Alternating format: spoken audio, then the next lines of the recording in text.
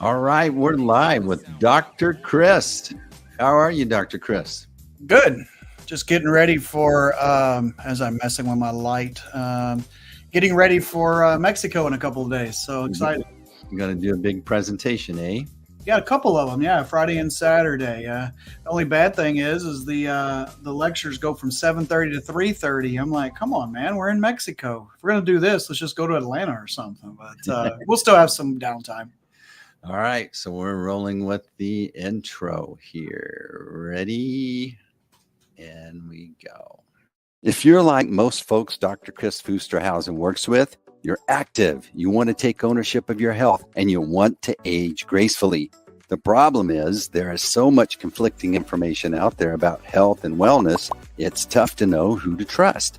Most providers are limited by what insurance will approve, so it can seem like they're only able to help you manage your health decline with more meds.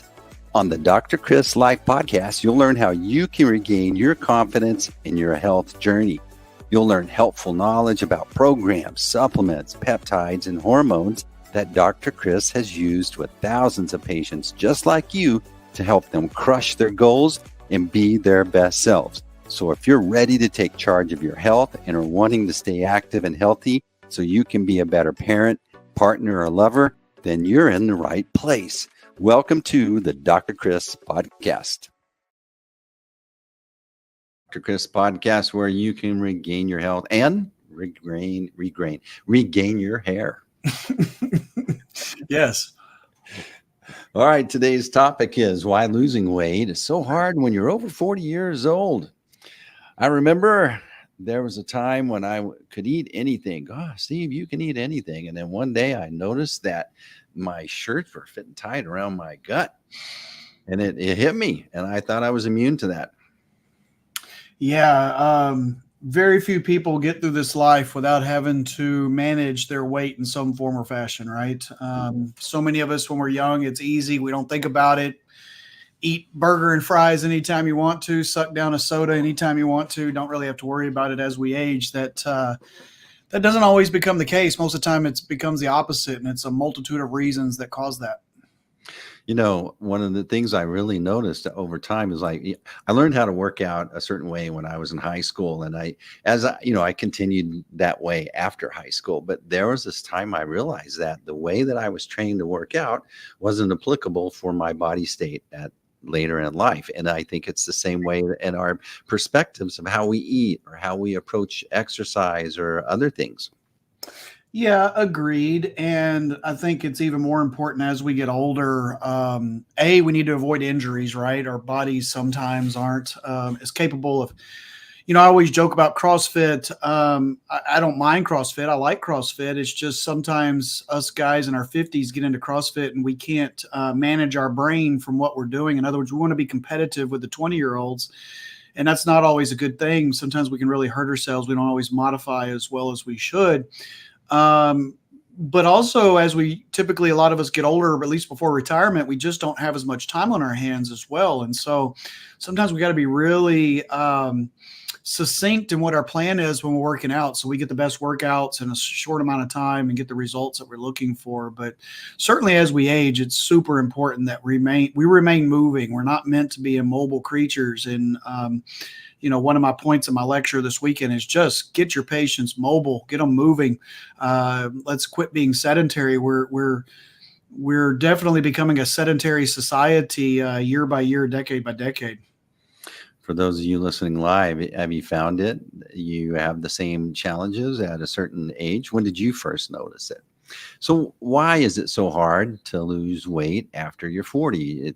There's things in your body that are changing. We talk about them often as far as the need for peptides. What's at play?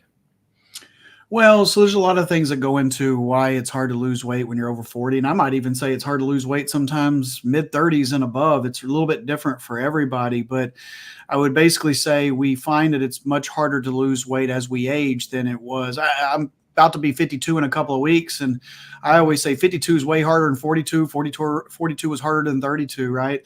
I'm assuming 62 will be harder than 52 if I'm lucky enough to make it there. And the reasons behind that is typically all for some form of hormonal instability. As we age, we're becoming typically more hormonally imbalanced, and we're losing our metabolic flexibility. A lot of our patients, as they gain weight, are becoming insulin resistant. And it's an insulin resistant is the earliest stages of diabetes. It's not full blown diabetes. It's kind of in that very, very pre-diabetes stage. But patients who are insulin resistant, it's very difficult to actually lose weight because it's metabolically negative.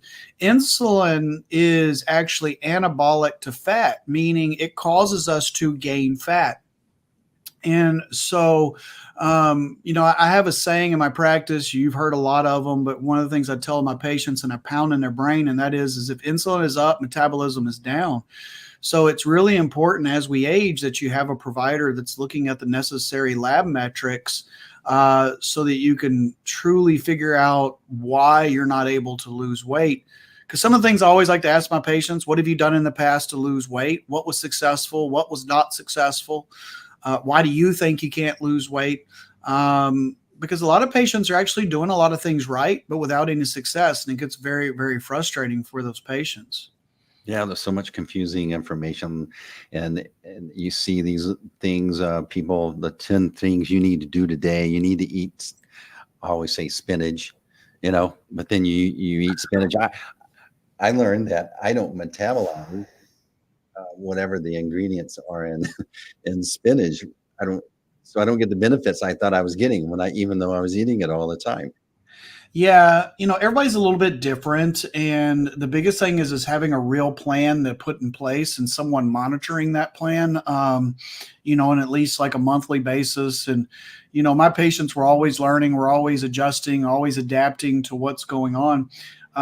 There's so much conflicting information. Like I'd like to discuss real quickly some news that hit let's see, it's about 3 weeks ago. I guess it hit the social media, all across all the different platforms. And there was a poster board presentation. By the way, that is not peer reviewed. It's just a poster board presentation where they had said that fasting causes a 91% increase in cardiovascular mortality, cardiovascular death. Okay. And it was like, oh crap, like everything we've been teaching everybody's out the window. Well, no, that was a poster board. And all they did is they did 2 surveys with patients that claimed to be fasters. Okay. It was a very small group compared to a much larger group that said they didn't fast on a daily basis. They didn't actually ask how often, how long you fast, anything like that, other than it was they ate 8 hours or less a day. They did 2 surveys 15 years apart.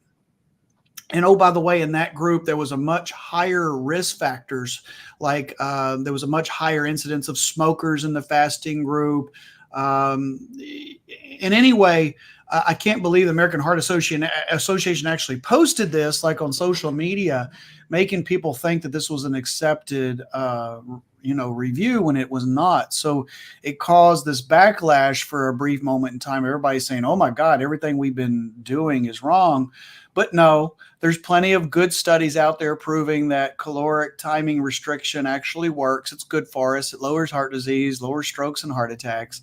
So it's just important sometimes that we not be headline readers, because headlines can really get us into trouble. I find doctors do that a lot. They headline read. They just see, fasting associated with 91% increase in cardiovascular death. Boom. Tomorrow they're telling their patients not to fast because it's bad for you. When actually, let's investigate that a little bit. Let's figure out what's really okay for us. So that we give the proper advice to our patients. So just piggybacks on what you were saying. There's so much information out there that I think most of the time this vast amount of information is to our detriment, not to our benefit. Yeah, I think that really highlights the benefit of working with someone like you, Dr. Kris, because, if you tell your friends, hey, I'm going to skip some meals. Oh my gosh, why?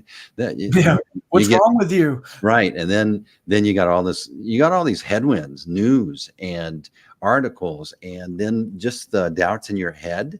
And you need someone that you can go to that can help you look at some stats, which is your labs, and really make good decision based on data instead of just hearsay.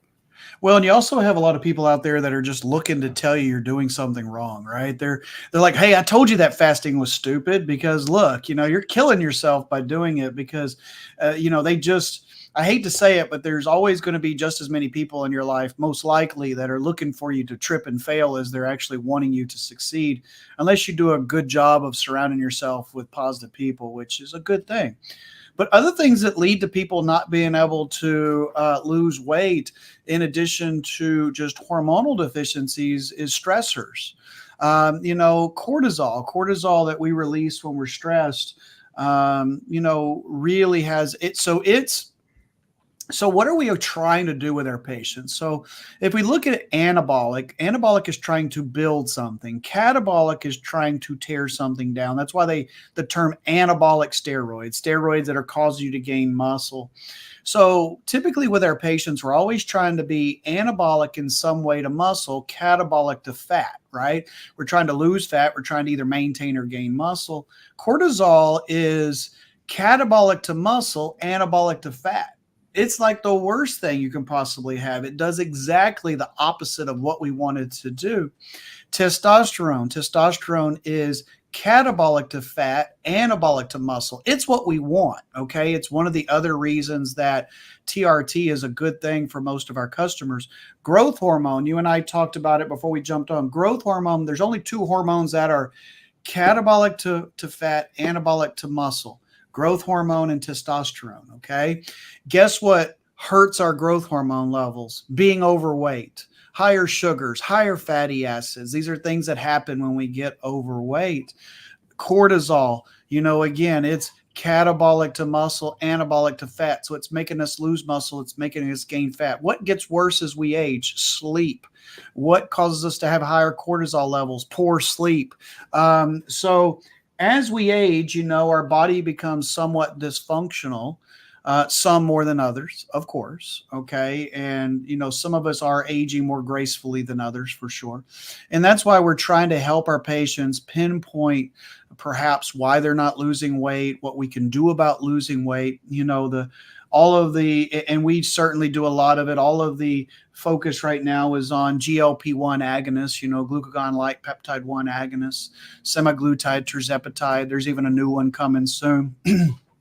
Those are amazing because they help reverse a lot of the stuff that we're talking about, the insulin resistance. They give control back to the patients of not being as hungry and feeling full more rapidly, and also, of course, calming down cravings. So they're amazing products. They can help in this process, but they're not the end all to everything. There's more that we have to do with some of our patients.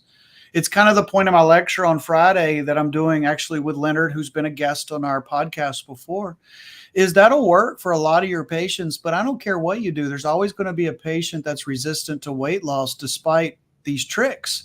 And that's where, as a provider, you have to know how to dig deeper. You have to know how to, okay, have you positively affected their growth hormone? Have you helped with their cortisol levels? Have you worked on sleep? Have you worked on gut dysbiosis? Poor gut health raises all these negative factors in our lives. So I wish I could sit here and say that losing weight is easy. It's not. What we're here to do is to make it doable and easier. I always say easier, not easy. And we don't want to use GLP-1s as a crutch. We want to use them as a tool. I think that's a really important factor that I don't ever tell a patient it's as easy as just taking a GLP-1. My biggest pet peeve right now, I'm really happy that GLP-1 agonists have gotten so much fame and notoriety these days, and so many providers are prescribing them. I actually think that's great. The problem is there's a lot of providers prescribing them that don't do any other form of education. They're just like, Steve, here's your GLP-1, here's your dose, see you later. And literally, that's about the education they get. No nutritional counseling, no counseling on fasting, no exercise counseling. And then they wonder why they have minimal success. And then the rap gets it. Well, GLP-1s don't do all that. Well, yeah, they're just a tool in the toolbox of weight loss. So hormone replacement is a tool in the toolbox of weight loss. All these things go together. And really, I kind of want to even move away from the weight loss term and start saying it's more of metabolism, right? We're trying to affect metabolism. We're trying to be anabolic to muscle, catabolic to fat, to help these patients to take a comprehensive systemic approach to each patient for their metabolism. I think one of the key points is that folks that come to you, they take ownership in their part of the relationship and success of this. And it's more, you talk about metabolism and thinking of it as metabolism, but it's a lifestyle change that you're actually having to go. You're having to say, my lifestyle before 40 was this way, but I have to understand that my lifestyle going forward has to be different, because the outcomes are obviously I'm gaining weight and I'm not feeling healthy. I'm not sleeping well. I'm healing slow. I'm having all these issues. Well, we need to change our mindset about how we go forward with our lifestyle. Yeah, and I don't sugarcoat it at all. If a patient's not willing to change their habits at all, don't make an appointment. And I don't try to be mean about that. It's just we're busy. If you're just coming to us thinking that we have the ultimate shortcut, I'm not the guy. If you want to work on things, now I'll be reasonable with those changes. I always tell patients, I rarely ask them to turn over the apple cart in one day. I want to slowly integrate all these different changes and see what kind of success we have from them. Some patients can make just a few changes and man, they're off and running. Some patients we have to turn over the apple cart. That's just the way it goes. Everybody's a little different. The patients of mine that I take care of that don't have as much success are typically the ones that they'll admit, and I'm okay if you'll admit it, that, yeah, I'm not doing this, I'm not doing that, I'm not doing everything you say, I'm doing some of the things you say. Some patients will have success that way. Some patients won't. I always tell my patients, I'm willing to put as much effort into them if they're putting into their own health. And if they'll put a lot of effort in, I'll put a lot of effort in. But what gets weird in a relationship is as the provider, you feel like you're putting a lot of effort in and the patient's putting very little to none. The good news is we don't have a lot of patients like that. They understand the value of what we do. They understand that they got to do their part. We set parameters up on the first visit of what our expectations are for our patients as well. This is a team, and obviously they're on the team along with us. And if they're not willing to pull their weight, pardon the bad pun, there's only so much we can do. But yeah, if you're right, we do have to change things. I would love to be able to eat Bluebell ice cream every night. And, God knows my wife will tell you, I love ice cream. It's my weakness, but I can't. Not if I want to stay in good shape. Not if I want to live longer and healthier. Yeah, you're right. Things hurt a little more than they used to. But we can slow that down. We can minimize that. There's a lot of different things that we can do for these patients to help. Unless you're paralyzed from the neck down, every one of my patients can do some form of exercise. Now, maybe what patient A can do versus patient B is different. But, Dr. Seeds made the point one time, which I thought was great. Like, everybody can do some form of exercise. Maybe your form is different than mine. So we have to keep moving. We can't be sedentary. It's one of my pet peeves about retirement with my patients. I get very nervous when patients retire. It's like, okay, what's our plan after retire? Because if you get immobile and start staring at the TV, you won't do well very long. So I encourage my patients to work as long as they're working the amount of hours. I always say, slow down, don't stop though. Like if you can just keep busy with something, I think that's really important for our brains and our body. All right. So a patient comes in, they meet with you, you do a form of audit, so to speak, maybe labs, maybe other things. There's not one protocol that you subscribe to everyone. Everybody's unique. What are kind of the three general things that one would need to expect when they come in and talk to you? What are 3 things that I'm going to need to start to get clear in my head that I'm going to make a change in and commit to? Well, so typically if they're 40 or older, we're gonna probably need to institute some form of hormone replacement therapy. Like you and I talked about before, imbalanced hormones, menopause or low testosterone, women and men, can cause a multitude of issues in our body, insulin resistance. It can cause growth hormone deficiency issues, so many more things. And so, as I always say, if we're trying to get metabolically flexible again, trying to get away from metabolically inflexible, hormone replacement is the foundation of that. We're not going to go build $1 million house on sand. We're just not going to do that. We're not going to be silly with our money. We're also going to need that for our foundation for our metabolism / weight loss patients. So expect to talk about hormones. Expect to talk about nutrition and fasting. I'm a huge advocate. If anybody, Steve knows this, but anybody watches our podcast or listens to our podcast much knows I'm a huge advocate of fasting. It just does nothing bad for us. We know that poster is not accurate. We know that there's good studies out there to prove that our longevity improves, our health span improves, our overall functioning, cardiometabolic risk factors go down with fasting. We're trying to get those insulin levels low. We're probably going to talk about possibly a GLP-1 and whether you're a candidate for that. And if so, how that's going to work. We're going to talk about movement. We might be past 3. We're going to talk about movement and how we're going to adapt exercise. Are you exercising? Are you doing the right exercise? For example, I think everybody thinks the harder I work out in the gym, the more fat I'm going to burn. And that's not true. Now, I'm not telling you don't go out and kick your own ass in the gym or have a trainer to do it. That's great. You're great for your brain, great for your bones, ligaments and tendons and heart and lungs. I think that's amazing, but you don't burn that much fat unless you're doing zone 2 metabolism, which is a slower paced exercise.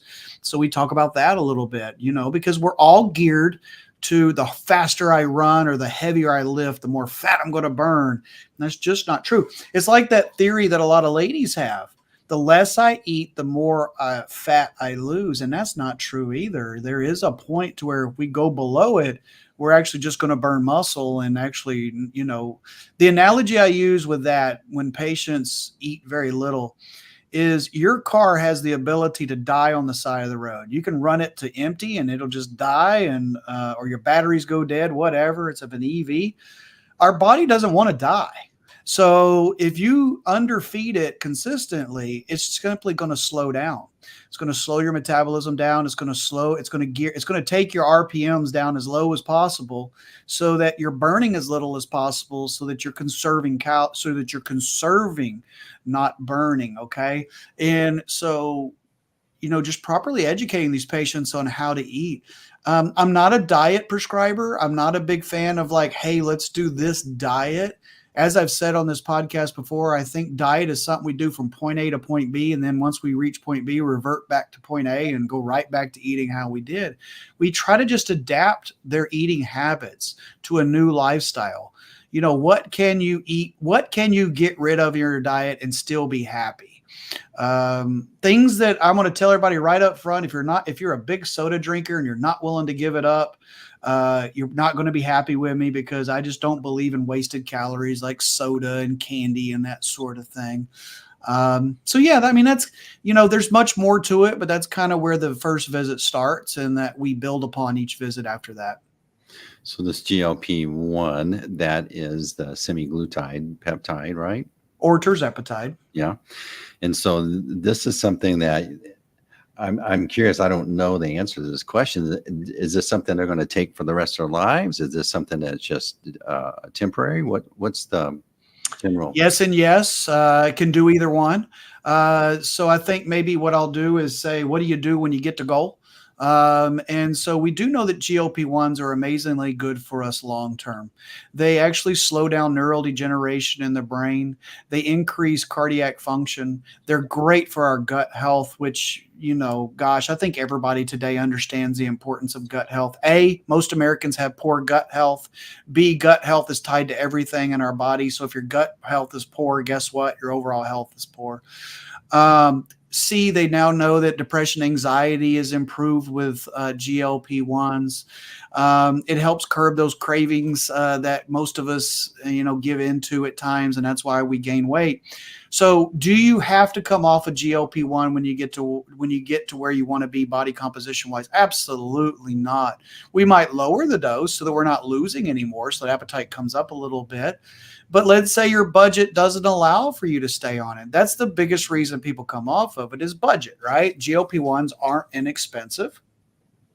Maybe one day they will be, but not right now. They're not. And so budget is typically why patients come off of it. So yeah, we can certainly come off it if we need to. And hopefully with their newfound lifestyle changes and exercise changes, they can maintain. But hey, what's the worst thing if once or twice a year they do a 30-day round of a GLP-1 to get off 4 or 5 pounds that they've gained? Because most of my patients will lose that in a month.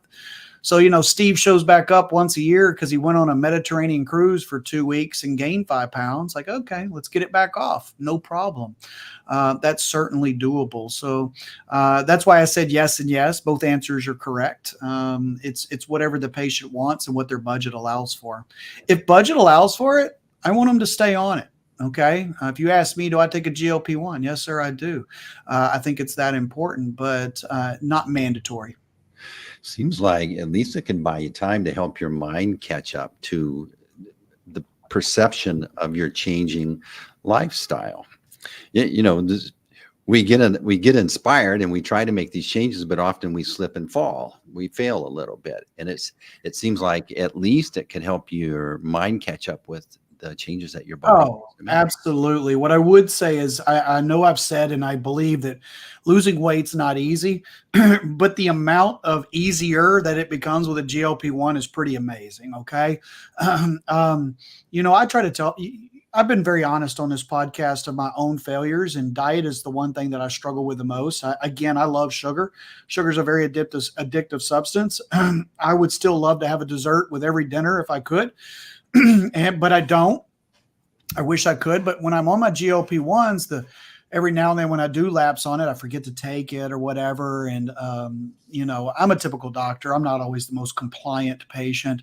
I can definitely tell those cravings start to come back up. And it's crazy how, I'll give you an example. We went to Hawaii 3 weeks ago without even thinking, not that I did anything wrong. It was just the day before I left, I took semaglutide, didn't even think about it.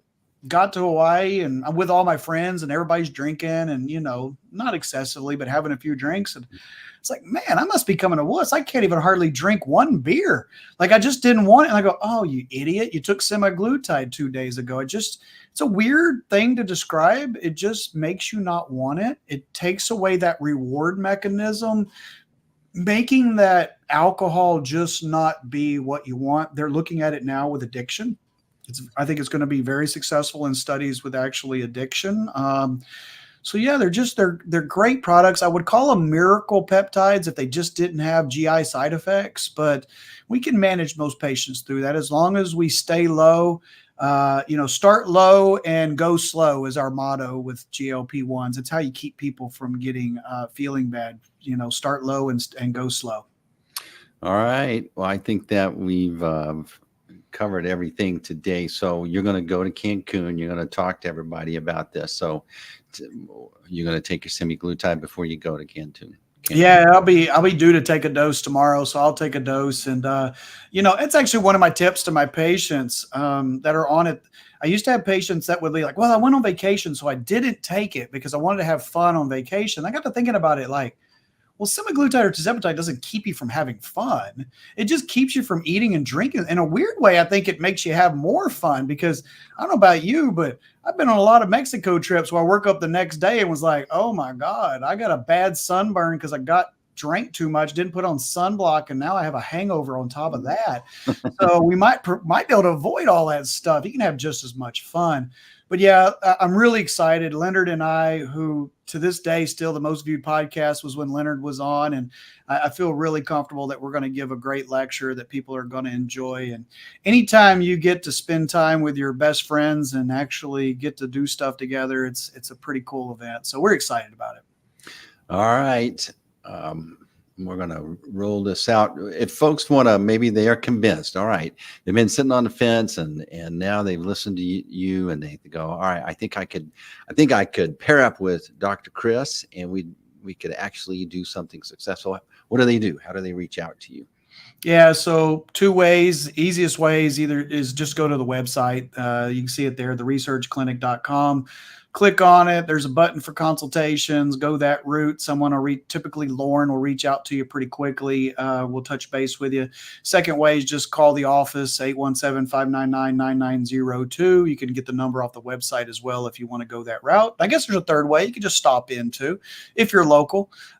We have certainly a lot of patients that do that as well. All right. So now we're going to roll out this outro. Good job, Dr. Kris. Thanks, Steve. Thanks for joining the Dr. Kris podcast. If you learned something today and you want to connect and get more information, visit our website, www.drkris.life, where you can find more great information or even schedule a time to learn how you can engage with Dr. Kris. Be sure to follow, like, share, and we'll see you on the next episode of the Dr. Kris podcast. I don't know how many episodes it's been, but it seems like we're kind of getting in the hang of it now, Dr. Kris. Yeah, we're getting in a groove again, I think. All right. This is an awkward turn off here. See ya. Yeah.